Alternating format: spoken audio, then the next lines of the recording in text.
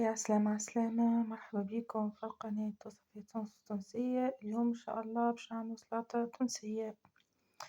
لهنا عندنا الفقوس والبصل والطماطم.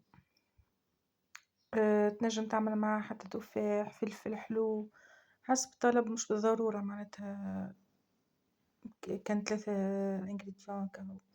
أنا خديت الفقوس وخديت الطماطم والبصل. باهي،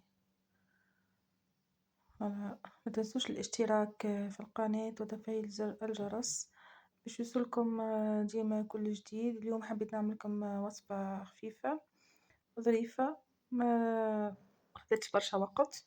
أنا قصيت الفقوس،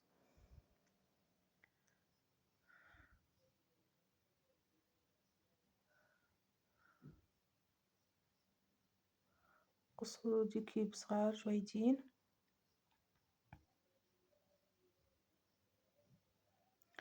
أنا البصل والطماطم مقصوصين كما تشوفوا كيف كيف دي كيوب.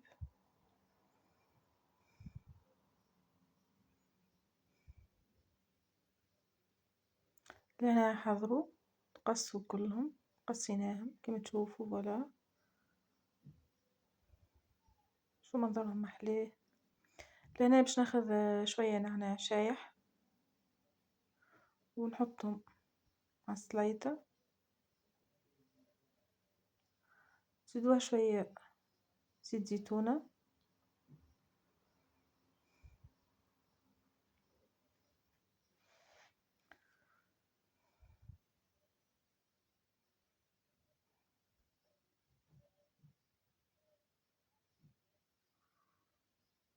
كما تشوفوا هنا، وزدتهم شوية قارص، شوية حامض.